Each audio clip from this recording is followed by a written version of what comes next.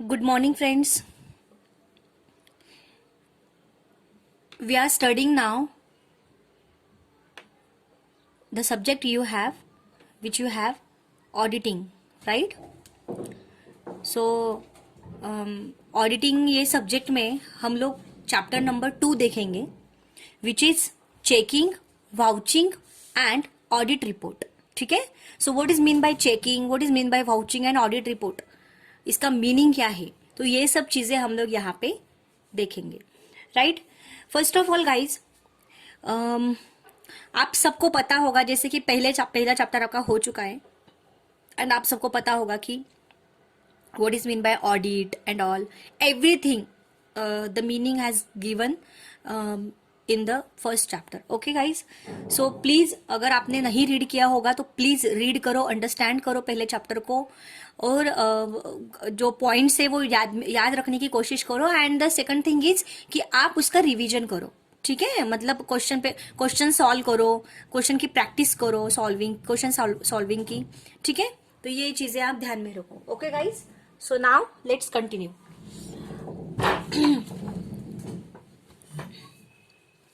C, checking, vouching and audit report. Audit करते समय कौन सी चीजों का ध्यान रखना होगा.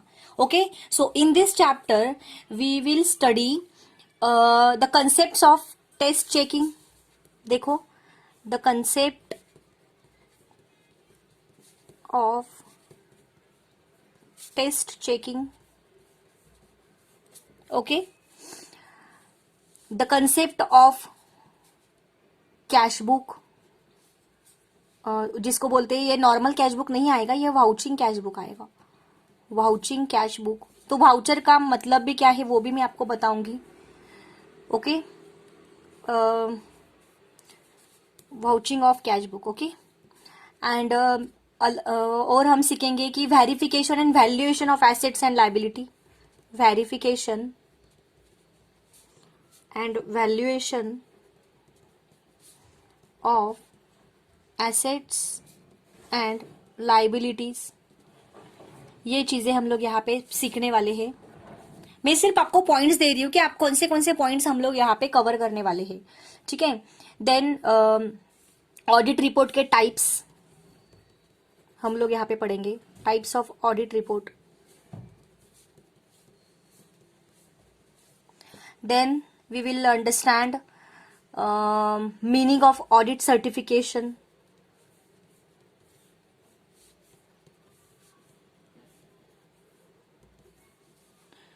Audit certification,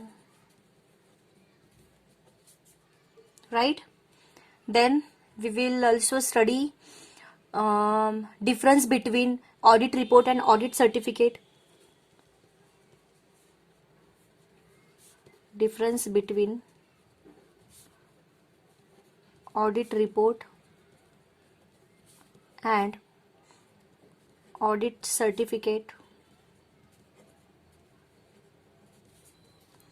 And the last one, auditing and assurance standards. Elaborate करेंगे हम लोग उसको. ठीक है, सो ऑडिटिंग का एक्सप्लेनेशन देखेंगे एंड अश्योरेंस स्टैंडर्ड्स का.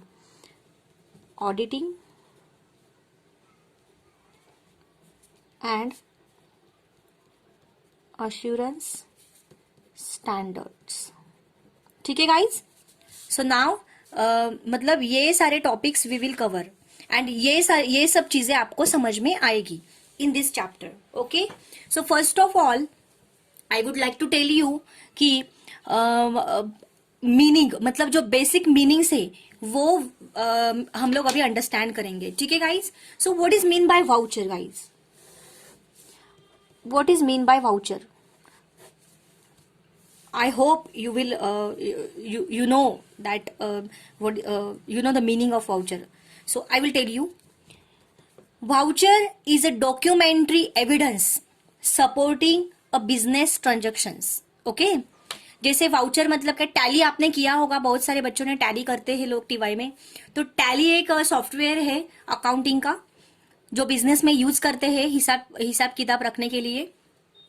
तो sales voucher, purchase voucher, credit note voucher, debit note voucher, so ये क्या है वाउचर से मतलब एक पर्टिकुलर सेक्शंस के ये वाउचर से। तो ये एक जैसे कि हम लोग बोल सकते हैं कि डॉक्यूमेंट्स है ना, एक पॉकेट, तो it's like a pocket it's like a book, एक पर्टिकुलर बुक जिसमें हम परचेस का बुक तो हम परचेस की ही एंट्री करते हैं, सेल्स का बुक तो हम सेल्स की ही एंट्री करते हैं। So same like it's like a document. Okay, so it's a documentary evidence की एक मतलब एक डॉक्यूमेंट के जैसा एक पुरावा है, जैसे कि इसका एक प्रूफ है हमारे पास कि देखो हमारे पास परचेस का प्रूफ है। तो ये परचेस का एक वाउचर हो गया, सेल्स का एक वाउचर हो गया। इट्स अ जो ट्रांजेक्शन्स होते हैं वो सेगमेंट्स में पार्ट्स में हम लोग ट्रांजेक्शन्स हम लोग रिकॉर्ड करते हैं अकाउंटिंग में। सो ये वाउचर एक बहुत ही इंपॉर्टेंट टर्म माना जाता है। सो ये वाउचर में sales voucher, purchase voucher, business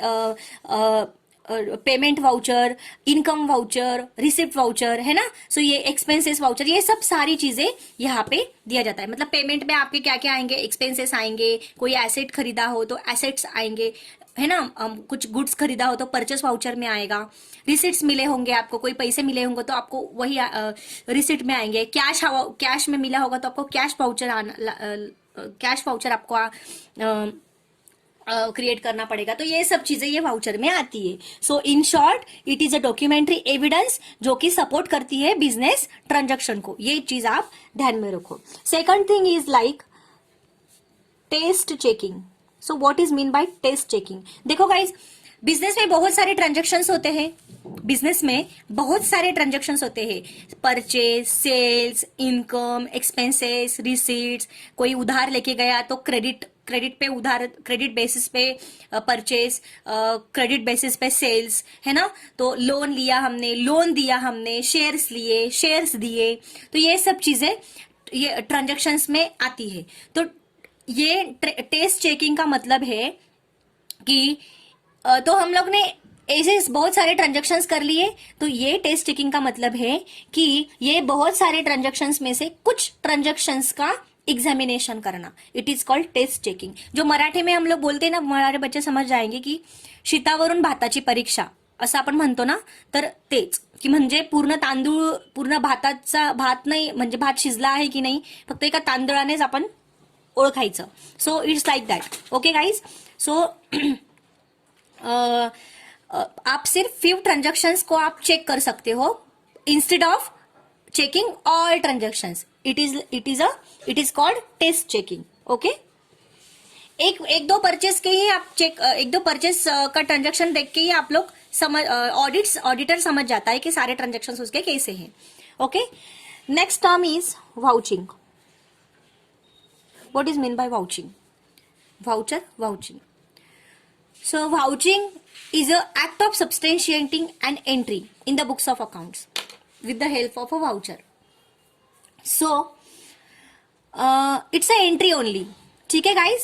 So it's only entry. So if you are purchasing something, if you have purchased goods in your business, so you are making entry in voucher.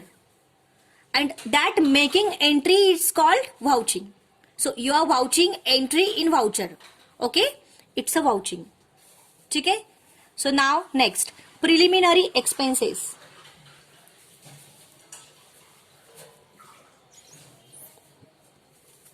Preliminary expenses. What is mean by preliminary expenses? So preliminary expenses is a expenses relating to the formation of an firm, your company. It's expenses आप मतलब ये एक ऐसा expenses है जो आपकी company जब आप क्रिएट कर रहे हो, फॉर्मेशन कर रहे हो, आपकी कंपनी की शुरुआत कर रहे हो, उस टाइम पे लगने वाला खर्चा, उस टाइम पे लगने वाला expenses, it is called preliminary expenses.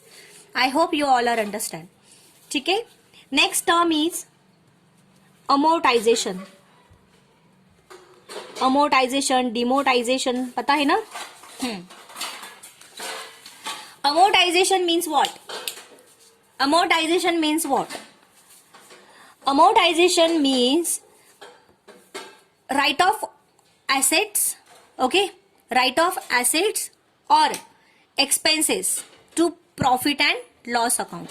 मतलब प्रॉफिट एंड लॉस अकाउंट में वो जो एक्सपेंसेस है, जो भी आपने जो भी एसेट्स का एसेट्स को राइट ऑफ कर दिया एंड एक्सपेंसेस, वो तो क्या हो गया, फिर एक्सपेंसेस हो गया एंड वो कहाँ पे ट्रांसफर हो जाएगा, प्रॉफिट एंड लॉस अकाउंट को। ठीक है। Amortisation, writing off all asset और expenses to profit and loss account. Next term is, अगर आपको डेफिनेशंस लिखनी हो तो you can pause your video and write down it. ठीक है। Next, audit report. What is mean by audit report? उसके word में ही मीनिंग छुपा हुआ है, ऑडिट का रिपोर्ट है ना। So in officially it is a report prepare by an auditor. कौन प्रिपेयर करता है ये रिपोर्ट? ऑडिटर। एंड वो ऑडिट रिपोर्ट में क्या होता है, क्या लिखा होता है? It's expressing his opinion concerning the assertion made by the management. ठीक है। तो ये ओपिनियन, वो उसका ओपिनियन देता है वो regarding his audit, okay. And after examination of the situation, मतलब एक जैसे मैं बोल सकती हूँ कि ऑडिट का रिपोर्ट वो कब देता है ऑडिटर? उसका सारे ऑडिट्स हो जाने के बाद, जो ट्रांजेक्शन्स कंपनी, पूरी कंपनी का ऑडिट हो जाने के बाद वो एक रिपोर्ट प्रिपेयर करता है। It is called audit report. ठीक है। And the next one is audit certification.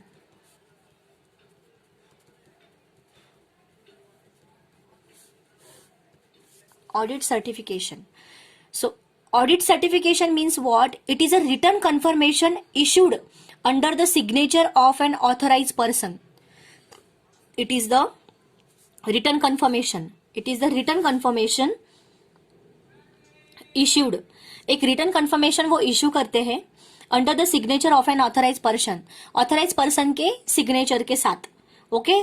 जो कि जैसे कि उन्होंने दिया होगा कि एक एक्यूरेसी आपके बिजनेस की, आपके ट्रांजैक्शंस की, आपके जो बिजनेस में जो फैक्ट्स हो रहे हैं, जो ट्रांजैक्शंस हो रहे हैं, उसकी कितनी एक्यूरेसी है, वो एक्यूरेसी का ये सर्टिफिकेट होता है। ठीक है। So it is a audit certificate. And इस पे सिग्नेचर किसका होता है? एक ऑथराइज पर्सन का सिग्नेचर होता है। इट्स अ रिटन कन्फर्मेशन होता है ये। Next, disclaimer of opinion.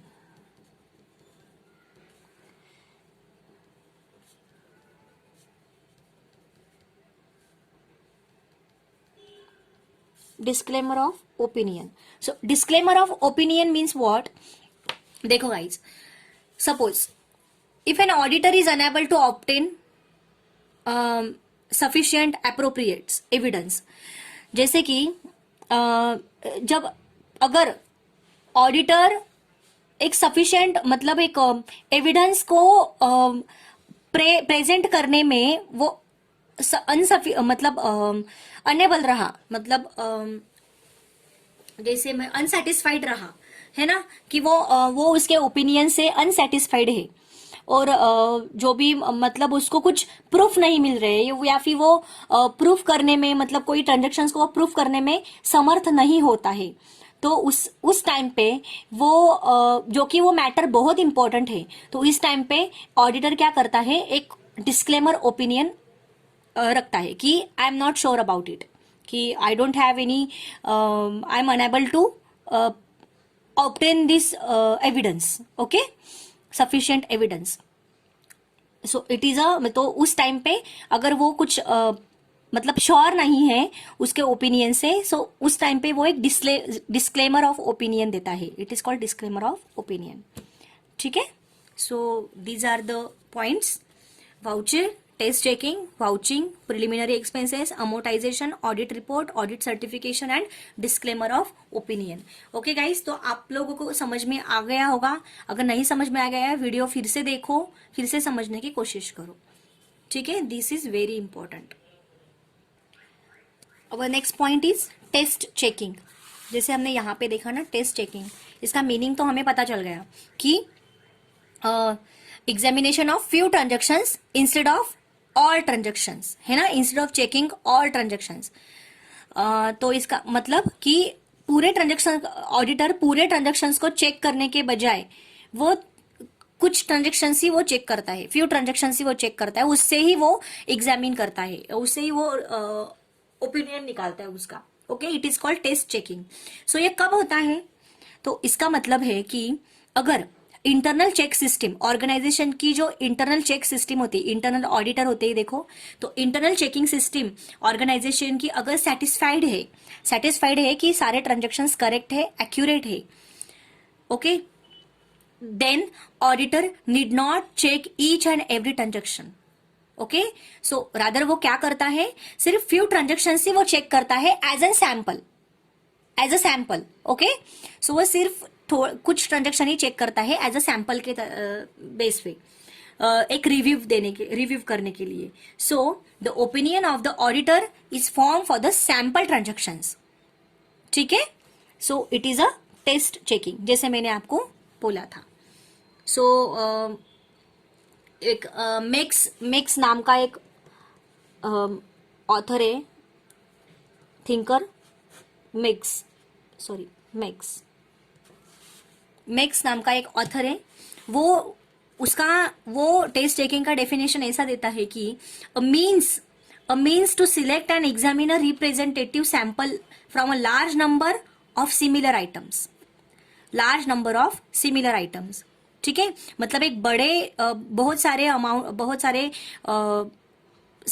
जो सेम आइटम्स होते हैं, उससे वो बहुत सारे जो सेम आइटम्स के जो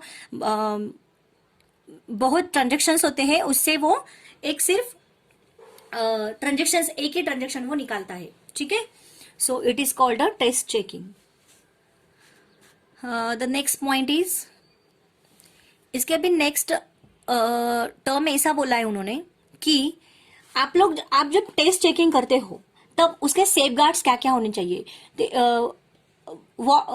how you will careful about test checking और about audit while you are auditing these transactions. Okay, so the safeguards is like we should like test checking should be carried out very intelligently and carefully, otherwise क्या हो जाएगा, बहुत सारे dangerous consequences हो जाएंगे, right. So safeguards of test checking is very very important. ठीक है, सो safeguards क्या क्या होने चाहिए, जैसे अभी यहाँ पे पॉइंट्स दिए हुए हैं कि सेफगार्ड्स होने चाहिए।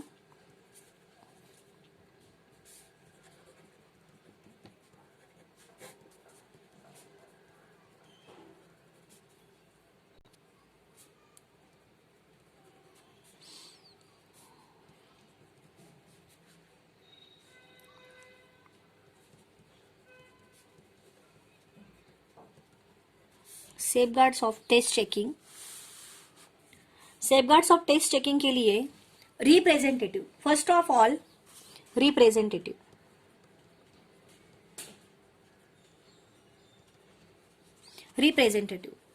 सो what is mean bye representative में क्या होता है, transactions from all the books end of all the clerks should be included the sample.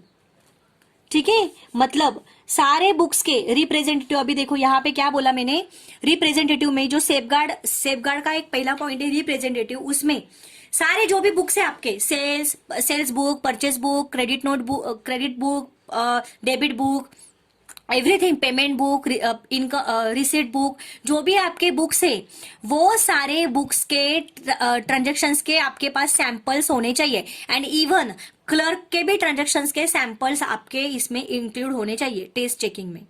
ठीक है, तभी आपको एक्यूरेट टेस्ट चेकिंग हो गया, ऐसा आपको आप अंडरस्टैंड, ऐसा आप अज्यूम कर सकते हो। ठीक है, इट मीन्स कि इन शॉर्ट सारे ट्रांजेक्शन्स, मतलब सारे बुक्स के ट्रांजेक्शन के सैंपल आपने टेस्ट चेकिंग में लिए होने चाहिए, इंक्लूडिंग क्लर्क्स ट्रांजेक्शंस ऑल्सो। ठीक है, नेक्स्ट रैंडम, ये पॉइंट्स आप ध्यान में रखो। हाँ, random selection of sample should be random, sample के जो भी आप सिलेक्शंस कर रहे हो वो रैंडमली होने चाहिए। ठीक है, next point is complete examination,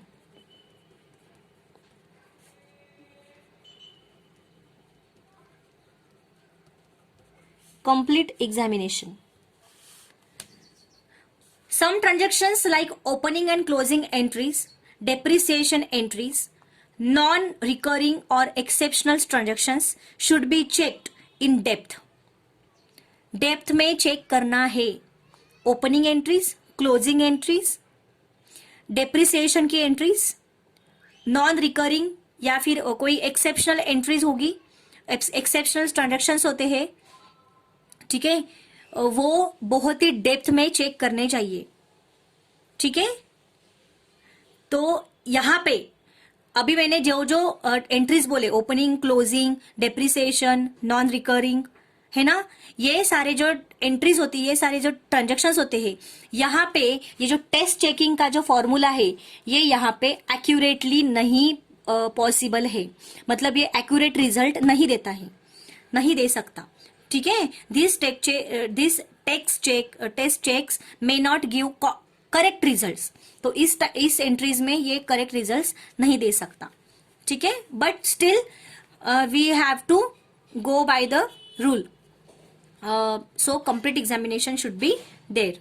तो यहाँ पे उन्होंने बोला कि टेस्ट चेक करके यहाँ पे कुछ कोई फायदा नहीं है, आपको डेप्थ में ही ये चेक करना होगा। Each and every transaction of this entries which I said should be checked. तो यहाँ पे टेस्ट चेकिंग का रूल अप्लाई नहीं होगा, ठीक है। Next, complete coverage.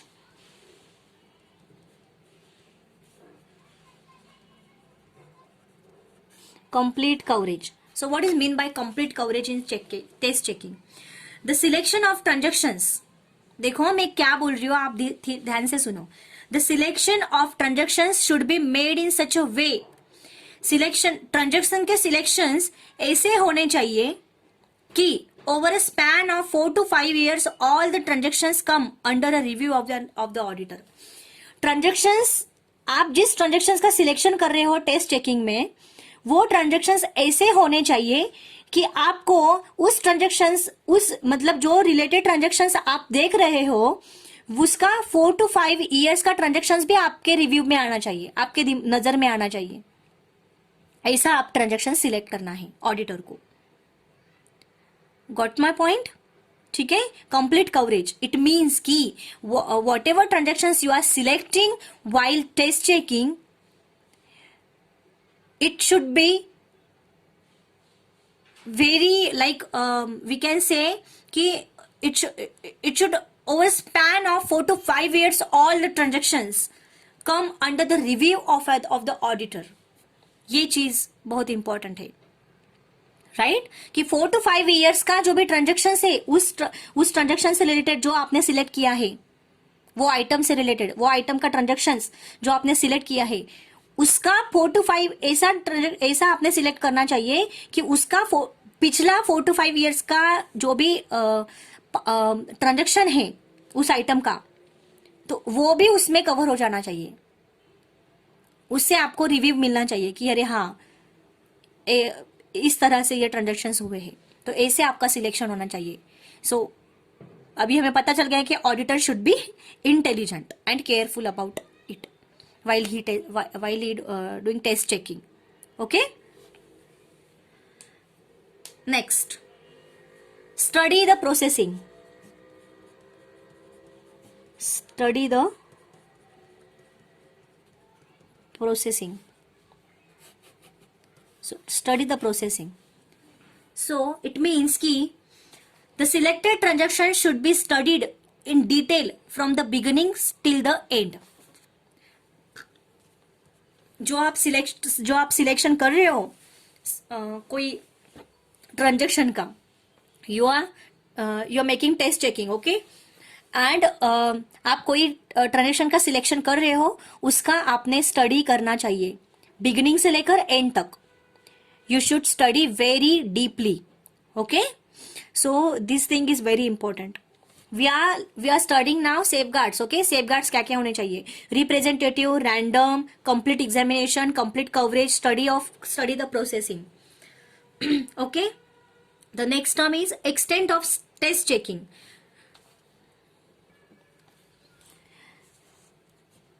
extent of test checking.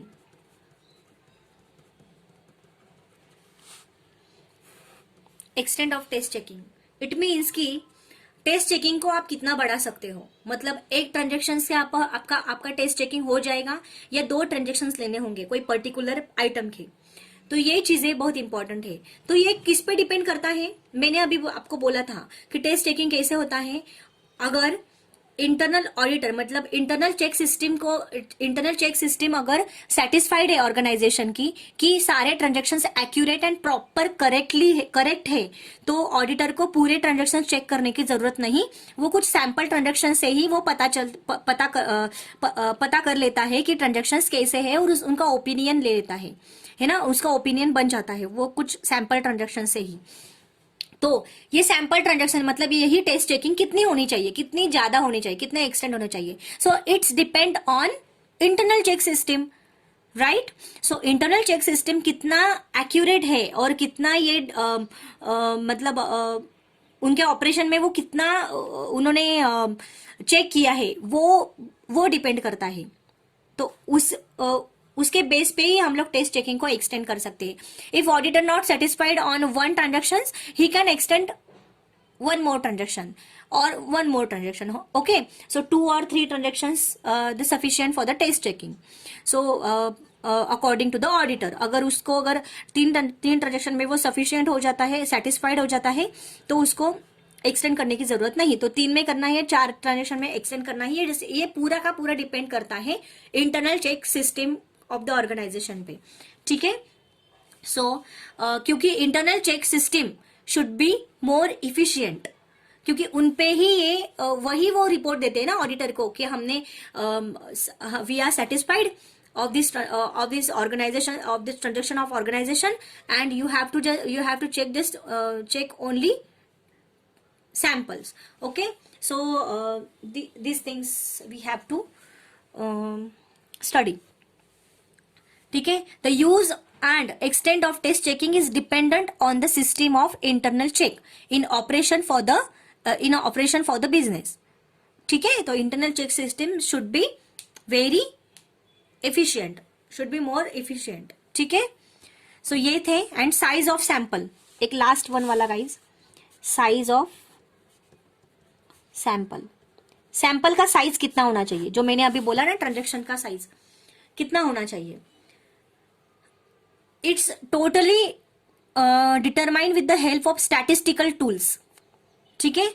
मतलब कि ऑडिटर्स को इंटरनल चेक सिस्टम या फिर ऑडिटर को कितना वो कॉन्फिडेंट लेवल पे जाता है. उसको अगर कॉन्फिडेंस हो गया कि हाँ 2 ट्रांजेक्शन्स में मेरा कॉन्फिडेंट मतलब आई एम कॉन्फिडेंट कि 2 ट्रांजेक्शन्स में मैं कॉन्फिडेंट हो गया कि ये सारे ट्रांजेक्शन्स करेक्ट है, तो वो स्टॉप कर देगा. तो it's depend on auditor and internal check system. ठीक है. सो मैं बोल सकती हूँ कि it's determine the confidence level, precision level and tolerable error required by the auditor. मतलब ये जैसे कि ये सैंपल साइज कितनी होनी चाहिए, ये जस्ट डिपेंड ऑन ऑडिटर. ठीक है. ऑडिटर कितना कॉन्फिडेंस है, ऑडिटर कितना मतलब उसका प्रिसीजन लेवल कितना है. ठीक है. उसको एरर कुछ यहाँ पे मिल रहे हैं क्या, ये सब चीजें देखना यहाँ पे इंपॉर्टेंट है. After this information after this मतलब ये सब आइडेंटिफाई करने के बाद ऑडिटर डिसाइड करेगा कि साइज कितनी होनी चाहिए सैंपल की. Already discussed. ठीक है. तो ये था हमारा सेफगार्ड्स ऑफ टेस्ट चेकिंग. ये सब चीजें हमें यहाँ पे केयरफुली पता होनी चाहिए. अवर next point is difference between. अभी आपके दिमाग में तो ये चीज आई होगी कि test checking and routine checking, मतलब जो नॉर्मल हम लोग चेक करते हैं, इसमें डिफरेंस क्या है. तो पहला डिफरेंस तो हमें पता ही है, यहाँ पे सारे ट्रांजेक्शन्स चेक किए जाते हैं, यहाँ पे सिर्फ फ्यू ट्रांजेक्शन्स चेक किए जाते हैं, है ना. सो ये तो पहला हो गया. नेक्स्ट इज इसका ऑब्जेक्टिव क्या है और इसका ऑब्जेक्टिव क्या है. सबसे पहले तो मैं कंसेप्ट यहाँ पे लिख देती हूं कि इसका कंसेप्ट क्या है. गाइज मैं आपको पूरा बुक ही बताती हूँ.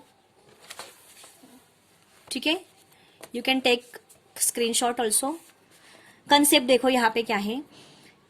Test checking involves the examination of few transaction selected by auditor. Auditor के सिलेक्शंस के अनुसार कुछ फ्यू ट्रांजेक्शंस ही यहाँ पे चेक होते हैं instead of all transactions. But routine checking में क्या होता है, पूरे के पूरे ट्रांजेक्शंस यहाँ पे चेक किए जाते हैं। ठीक है, इसका ऑब्जेक्टिव क्या है? The main object is to form an opinion on the basis of conclusions drawn by the examination of few selected transactions. कुछ फ्यू सिलेक्टेड ट्रांजेक्शंस के एग्जामिनेशन के बाद वो कुछ ऑडिटर क्या करता है, उसका एक ओपिनियन निकालता है। ठीक है, कंक्लूजन निकालने के लिए यहाँ पे टेस्ट चेकिंग करते हैं। एंड रूटीन चेकिंग में क्या होता है कि इंश्योर एक अरिथमेटिकल एक्यूरेसी होनी चाहिए। ये books and ledgers and posting to collect correct ledgers accounts है ना। यहाँ पे एक्यूरेसी आने के लिए पूरा का पूरा रूटीन चेकिंग करना पड़ता है, और यहाँ पे एक कंक्लूजन निकालने के लिए टेस्ट चेकिंग करना पड़ता है। मतलब यहाँ पे रिजल्ट आता है, यहाँ पे सिर्फ एक्यूरेसी आती है।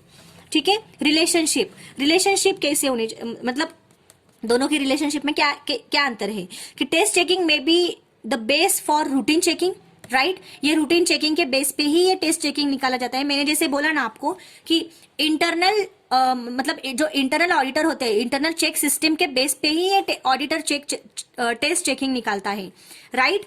So it is wholly depend on routine checking, but routine check may be performed on the basis of test checking. Routine checks may be performed on the basis of test checking. So test checking के base पे ही वो routine checks करते हैं। ठीक है, सो ये था हमारा टेस्ट चेकिंग का कंसेप्ट। ठीक है guys, now the next step, मतलब आपको अगर क्वेश्चन आया क्वेश्चन पेपर में आपके एग्जाम में कि difference between test checking and routine checking, explain difference between test checking and routine checking, तो इसका पहला जो पॉइंट होगा वो कंसेप्ट होगा। दूसरा आपको देना है ऑब्जेक्टिव, ठीक है। तीसरा आपको देना है रिलेशनशिप।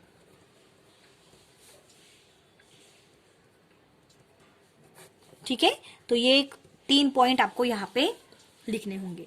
ठीक है गाइस, तो आपका टेस्ट चेकिंग का जो कंसेप्ट है वो हमारा क्लियर होगा कि टेस्ट चेकिंग क्या है। Now we are going to move next concept which is voucher. मैंने आपको बोल दिया कि what is mean by voucher. Voucher it's a source of making entry, right ना। It's a documentary evidence of transactions of business, right. मैंने बोला था आपको कि वाउचर में एंट्री करते हैं। परचेस की एंट्री करनी तो परचेस का एक अलग पॉकेट होगा, it is pocket like that pocket called voucher, है ना। सो एक हम लोग जैसे फोल्डर बनाते हैं ना पीसी में, वैसे ये टैली एक सॉफ्टवेयर होता है। ये सॉफ्टवेयर में उसको एक फोल्डर बनाते हैं, वो फोल्डर को नाम देते हैं वाउचर। वो फोल्डर मतलब वही फोल्डर में हमें एंट्री करनी होती है, वही एक मतलब मैं क्या बोल सकती हूँ इसको, एक वही इसमें ही हम लोग एंट्री कर सकते हैं कि sales voucher, purchase voucher, credit voucher, debit voucher, payment voucher, receipt voucher. ये सारे रिसिप्ट वाउचर में सारे रिसिप्ट्स के एंट्रीज आएंगे, पेमेंट वाउचर में सारे पेमेंट्स के एंट्रीज आएंगे, है ना। परचेस वाउचर में सारे परचेस के एंट्रीज आएंगे। तो परचेस में क्या होता है, 2 टाइप्स होते हैं, या तो cash purchase and credit purchase. मतलब रोक से मतलब कैश के बेसिस पे परचेस किया हुआ एंड उधार के बेसिस पे परचेस किया हुआ, तो दोनों वाउचर। सो ये सब चीजें यहाँ पे बहुत जरूरी है। तो ये है वाउचर के टाइप्स। ठीक है guys, so voucher is a documentary evidence of all transactions of business. ठीक है, इट्स अ सपोर्टिंग एविडेंस। इसी के बेस पे तो ऑडिटर उसका ओपिनियन देता है। तो ये सारे वाउचर्स ऑडिटर को बताने पड़ते हैं। ठीक है,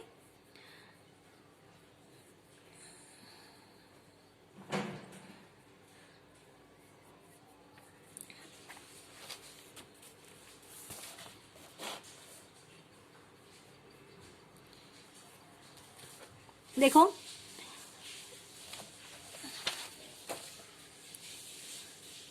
इसका एग्जामिन कैसा किया जाता है। इसका एग्जामिन जब ऑडिटर एग्जामिन करता है वाउचर का, तो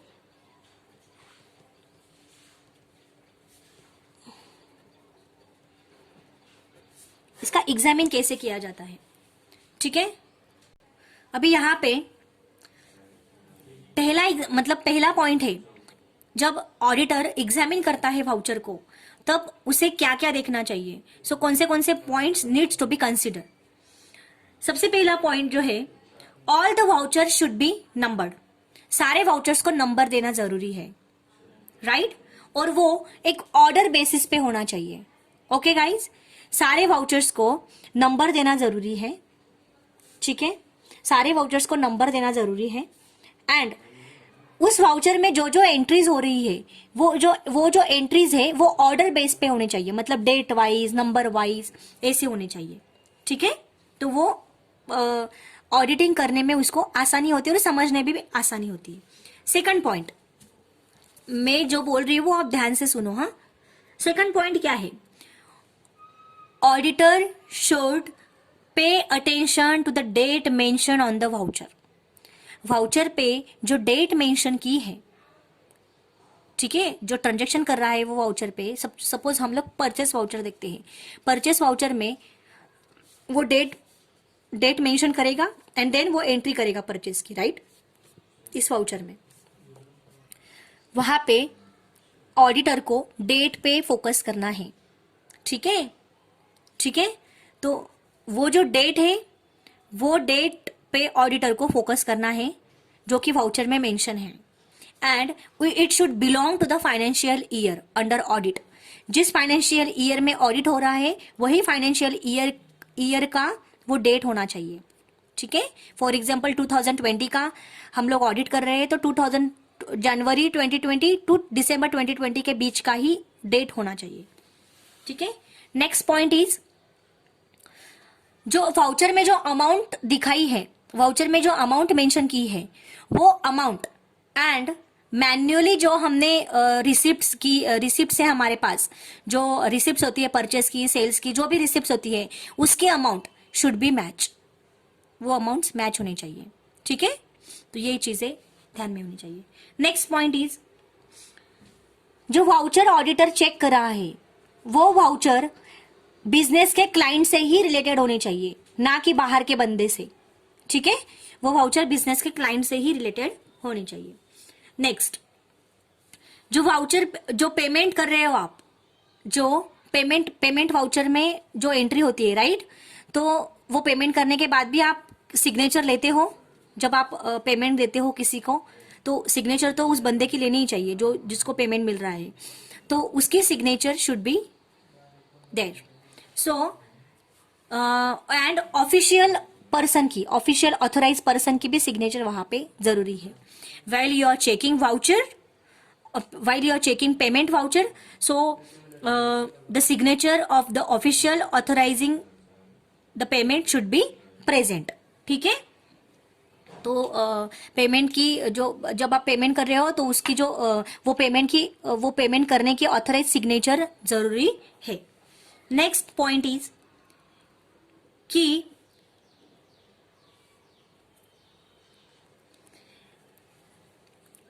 special attention should be paid to those vouchers. ऐसे वाउचर्स को एक स्पेशल अटेंशन देना है कि जो वाउचर्स पर्सनल नेम के ऊपर बनाए गए हैं। जो वाउचर्स, ऐसे वाउचर्स को बहुत ही स्पेशल अटेंशन देना है ऑडिटर को कि जो वाउचर पर्सनल मतलब एक पर्सनल के ऊपर बनाए गए हो, है ना, which are in the personal name of one of the partner, ठीक है। कोई पार्टनर के नाम पे वाउचर बनाया गया हो, वो वाउचर पे बहुत ज्यादा अटेंशन देना जरूरी है। जैसे कि कौन से पार्टनर हो सकते हैं, पार्टनर्स होगा, कोई पार्टनर के नाम पे होगा, कोई डायरेक्टर के नाम पे होगा, कोई मैनेजर के नाम पे होगा, सेक्रेटरी के नाम पे होगा। तो ये क्या है, ये पर्सनल नाम के ऊपर बनाए गए वाउचर्स होते हैं, तो उन पे बहुत सारे अटेंशन देना जरूरी है, क्योंकि सच वाउचर्स में not related to the business, क्योंकि कोई वाउचर्स क्या होते हैं, रिलेटेड बिजनेस के रिलेटेड नहीं होते हैं, इसलिए ये वाउचर पे अटेंशन देना जरूरी है, ठीक है। Auditor should check to which account the payment is posted.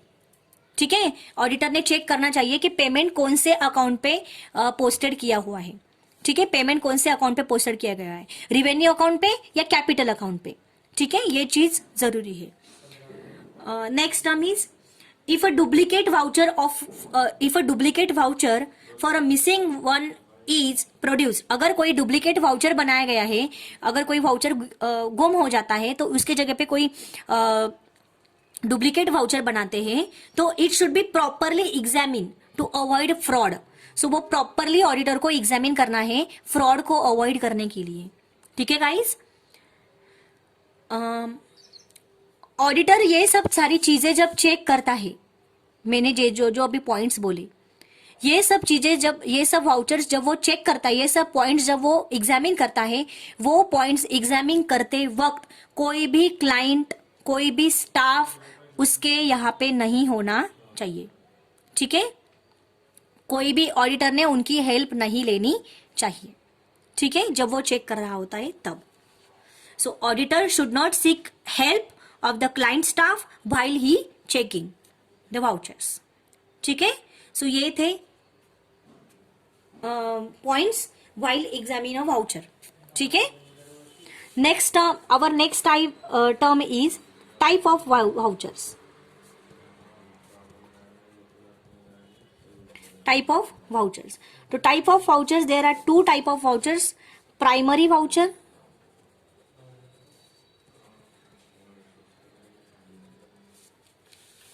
and secondary voucher।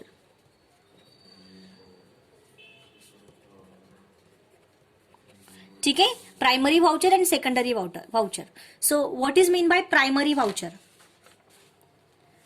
What is mean by primary voucher. So primary voucher means, primary voucher का मतलब है कि ये एक ओरिजिनल एविडेंस है। मतलब मैं एग्जांपल से बोलती हूँ, cash memos, rent received, agreement, है ना, agreement with vendors, wages sheets, ये हो गए प्राइमरी वाउचर। मतलब ये ओरिजिनल डॉक्यूमेंट्स यहाँ पे होते हैं। जैसे कि मैंने बोला कि कैश बुक, कैश मेमोज, आगे रेंट की रिसिप्ट, अगर आपको रेंट मिला होगा तो उसकी रिसिप्ट यहाँ पे आएगी, है ना।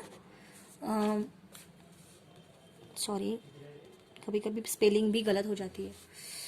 नेक्स्ट, एग्रीमेंट विथ वेंडर,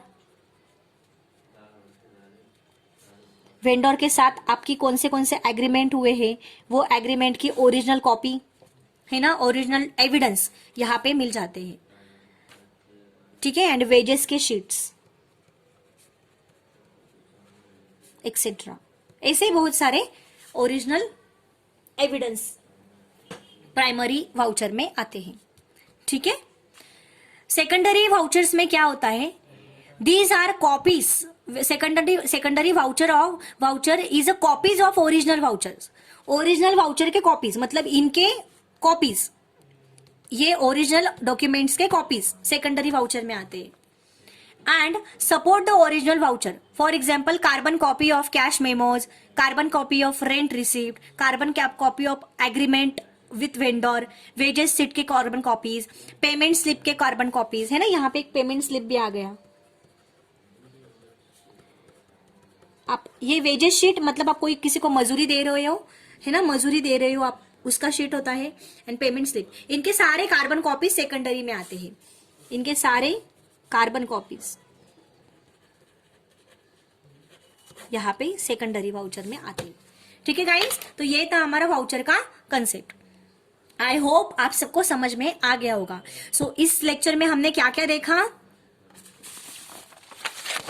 हमने देखा voucher, test checking, vouching, preliminary expenses, amortisation, audit report, audit certification, disclaimer of opinion, इनका मीनिंग देखा हमने, इनका मीनिंग देखा। देन हमने टेस्ट चेकिंग के कंसेप्ट देखे, टेस्ट चेकिंग के कंसेप्ट देखे, उसमें मैक्स नाम का जो थिंकर है उसने क्या डेफिनेशन दी है वो हमने देखा। Then safeguards of test checking के देखे हमने, कौन से सेफगार्ड्स होने चाहिए। ठीक है, देन हमने test checking and routine checking का डिफरेंस देखा कि test checking and routine checking मतलब नॉर्मल चेकिंग में क्या क्या डिफरेंस, उन दोनों में डिफरेंस क्या है ये हमने देखा। एंड देन हमने वाउचर का कंसेप्ट देखा कि आप देन वाउचर के कंसेप्ट में हमने जब ऑडिटर एग्जामिन करता है वाउचर को तब उसे कौन सी चीजें तब उसे कौन सी चीजें याद रखनी चाहिए, केयरफुल होना चाहिए उसे उस चीजों के लिए एग्जामिन करते समय। वो पॉइंट्स हमने देखे, करीब 7 से 8 पॉइंट्स हमने देखे। देन हमने टाइप ऑफ वाउचर देखे, primary voucher and secondary voucher. Primary voucher is a original vouchers and secondary voucher is a carbon copies of original voucher, carbon copies of primary voucher.